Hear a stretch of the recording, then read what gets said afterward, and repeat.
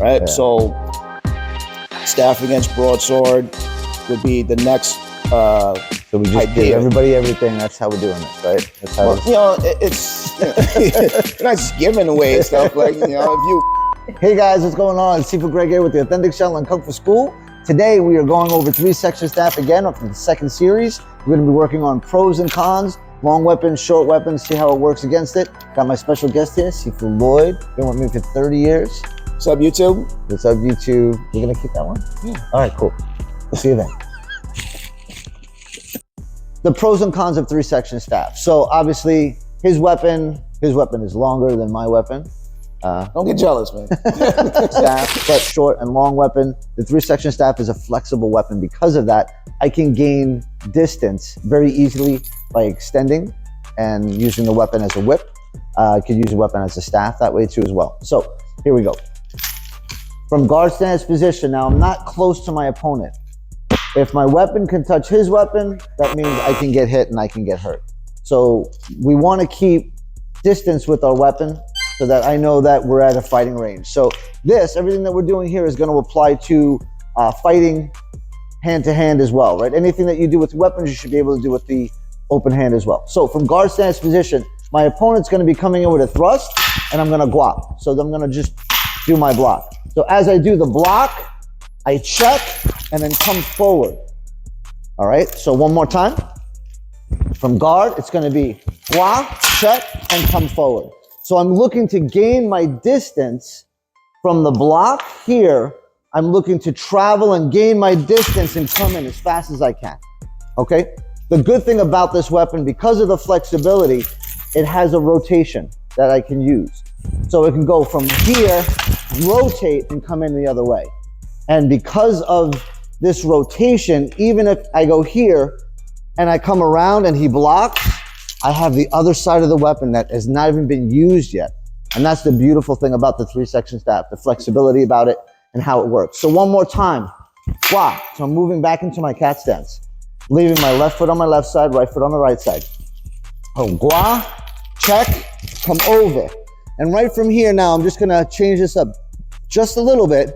And what I'm gonna do is peel and finish up the technique that way. So you see right away the pros of having this flexible weapon, because I can change direction at the drop of a hat. And it doesn't matter how close I get to my opponent, because I can still utilize the chain as a strike. So if my wife can come closer, and you can see the chain can work as a slide off. So even if he pressures the weapon, I can rotate the weapon to strike. So we're just gonna move this at half speed right now so that you guys can, we're gonna move at half speed.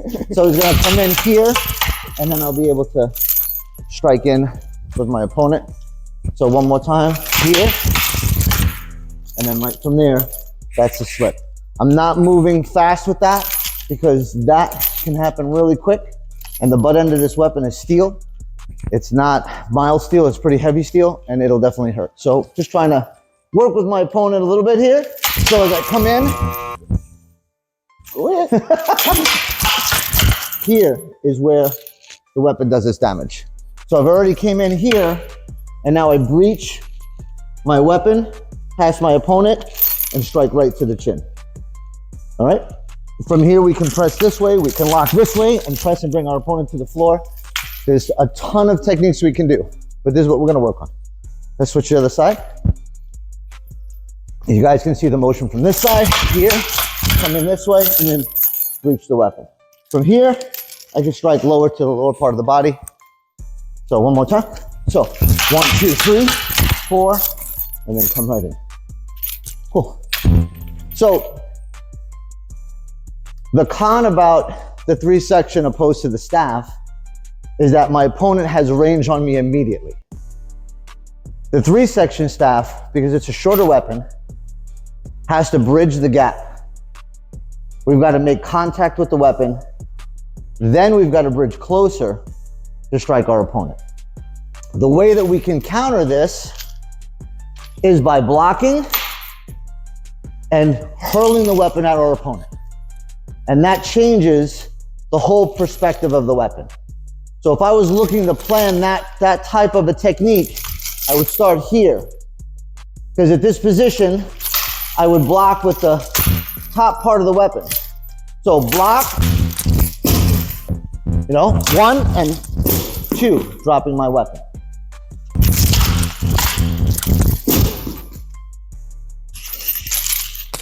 All right, so I was thinking about doing the broadsword on a separate video, or no?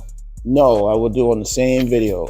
Because you already did all the talking points on the staff, right? Yeah. So staff against broadsword would be the next So we just idea. give everybody everything. That's how we're doing this, right? That's how Well, it's you're not just giving away stuff. Like, if you're giving away stuff, you'd be giving. So broadsword, right? So I would do the broadsword. Okay. Right? Because it's one thing to have distance. Yeah. Right? But now it's stick against stick. Yeah. But now it's blade. Okay. Which turns into a whole different changes a whole different now. Because now my blade, it's a shorter distance, but now I can start eating up your sword. Eating up my sword. Eating my up three your section. 3 section. Yeah. Touching my fucking shit. All right. Let's work. We're gonna be using this. Go ahead. You can explain. So this is a practice weapon. So this is like a new kind of thing, because what we used to do is use our regular weapons, and then they would get all chewed up and stuff like that. You spend a lot of money on weapons. They're not live blades, but they're good steel. And I've had mine for like 30 years and it's still working. But training with weapon on weapon, you tend to chew it up, and then it's no good after that. So we're going to be using this practice broadsword. Yeah. Okay. So we don't want to hear shit.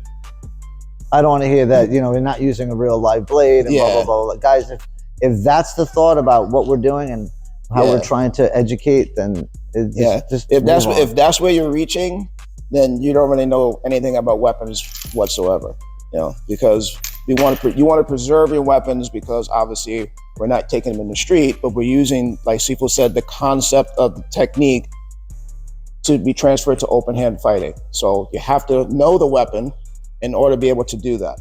But we don't want to damage our stuff because it costs money. Yeah. Plus this 3 section that's staff, old as dirt. Yeah, it's I gotta say it's at least 35 years old.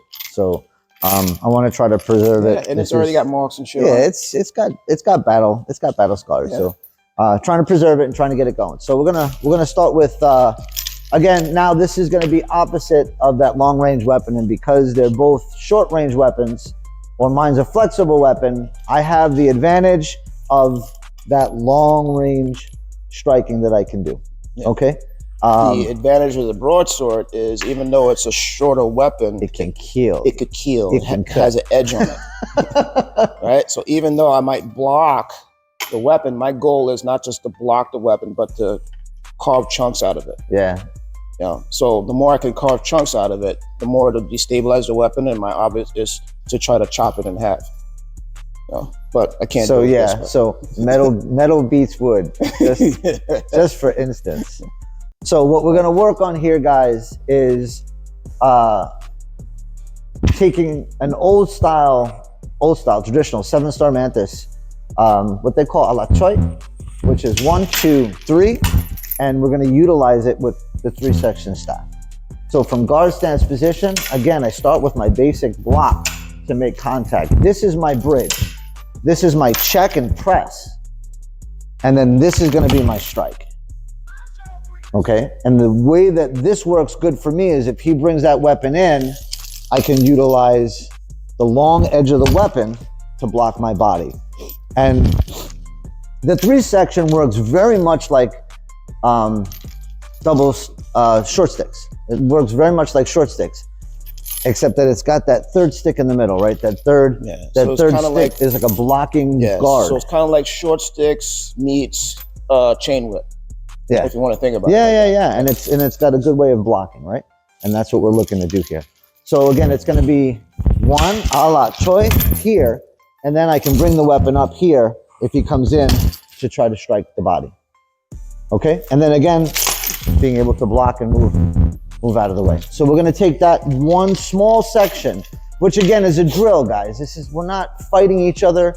It's a drill, right? So we're learning how to transition our body. We're learning how to work our body. We're learning how to move left and right. We're learning how to keep our body posture correct. Right foot on the right side, left foot on the left side, being able to keep distance on the weapon and being able to bridge a gap.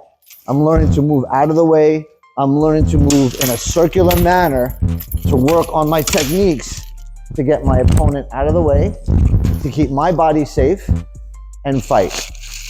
And how does this translate to open hand fighting? Exactly the same way.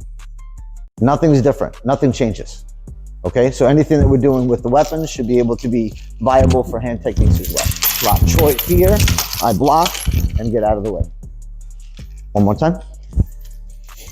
So, block choi here, block, and move the weapon out of the way. And because again, this is a versatile weapon, it's got that circular motion that a lot of weapons don't have. So one here, block choi. Here, he swings the weapon in, I come in, and I get the weapon out of the way. I clear the weapon off. This is my clear. All right? Let's do it. Do it again? You don't like one move. I'll do that. Well, you can do that. Right. You can do whatever the fuck you want to do. All right. So, come in here, Troy, and then I clear the weapon out of the way. I feel better. You feel better now? I feel better. Okay, I'm glad. I'm glad you feel better. Good, and let's do it from this side. Okay. It's fun to banter, right? A little bit. Yeah, yeah. One more time. So, 1, 2, 3. Good, and if we go slow, you can see all of the trapping that's involved, right? So, a la choi here. So he checks. So let's go back to that. So 1, 2, 3. He checks my weapon. I check the weapon. I step out of the way and clear. Clearing technique. So from the clear, I can throw the weapon. So he has to clear.